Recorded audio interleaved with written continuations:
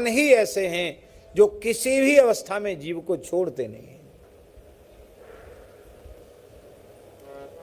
शरीर संसार अपने नहीं है, ये पराये हैं, बार बार छोड़ते हैं, पर भगवान कभी हमको छोड़ते नहीं, भगवान ही हमारे अपने हैं। ऐसे भगवान से प्रेम होना, प्रेम करना। और महाराज जी, भगवान को अपना आत्मा ही मानना,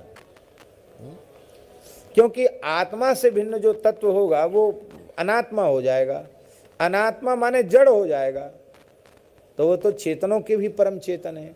इसीलिए भगवत साक्षात्कार की जो पद्धति है, बहुत ध्यान से सुने, भगवत साक्षात्कार की जो पद्धति है, खूब निष्ठा पूर्वक जो नाम जप करते हैं, हरि गुरु संतों के अपराध से बचते हैं, मन से भी अपराध नहीं करते हैं, निरंतर नाम जप करते हैं, भगवत भागवत चरित्रों का बारंबार श्रवण करते हैं, और ऐसे जो पवित्र आत्मा होते हैं, धीरे धीरे उनका चित्त शुद्ध होने लग जाता है। शुद्ध चित्त में शरीर संसार के प्रति वैराग्य उत्पन्न होता है, भगवान के प्रति अनुराग उत्पन्न होता है, तो भगवान की लीलाओं का सहज चिंतन बनने लग जाता है। भगवान की लीलाओं का चिंतन बनने पर जो जागृत में चिंतन होता है वही स्वप्नादि में होने लग जाता है। तो सबसे पहले स्वप्नादि में भगवान का अनुभव होने लग जाता है, बाद में फिर ध्यान में बड़ी सरलता प्राप्त हो जाती है, फिर ध्यान में भगवान का अनुभव होने लग जाता है, और ध्यान में भगवान का अनुभव होने के बाद फिर भगवान के दर्शन की व्याकुलता जगती है। अभी जब तक ध्यान में भगवान का दर्शन नहीं हुआ, स्वप्न में भी भगवान से बातचीत नहीं हुई, तब तक भगवत दर्शन के लिए हट की बात व्यर्थ है। प्रवेश का छात्र और सीधी कहे कि हमको तो आचार्य बना, आचार्य में प्रवेश करा दी, कैसे प्रवेश होगा?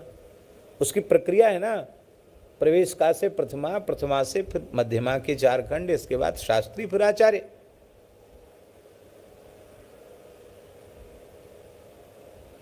ध्यान के दर्शन के बाद फिर भगवत दर्शन की व्याकुलता बढ़ती है। तो वो भगवान बाहर से नहीं आते, वो हमारा अंतर्यामी जो है ना, वही अंतर्यामी आत्म तत्व वही भगवत तत्व है, और वही भगवान सामने प्रकट हो जाते। जैसे हम उदाहरण दें, ध्रुव जी के भीतर भगवान प्रकट थे और भगवान सामने खड़े हैं, पर ध्रुव जी को पता ही नहीं कि भगवान सामने खड़े हैं।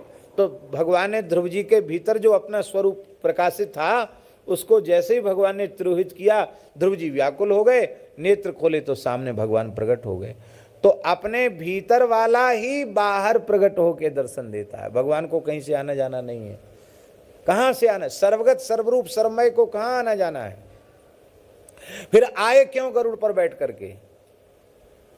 सहस्र शीर्षापि ततो गरुत्मता मधोर्वनम भृत्य दिदृक्षयागता।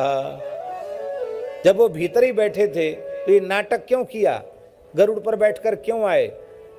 तो भक्त की महिमा बढ़ाने के लिए आए। वहां से जब चले तो बड़े बड़े सिद्ध मिले, नारद जी मिले, सनकादिक मिले, सप्तर्षि मिले, देवता मिले।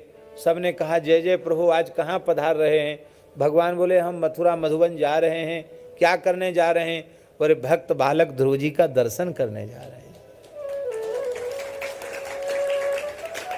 तो ये नाटक ही इसलिए किया कि भक्त की महिमा बढ़े।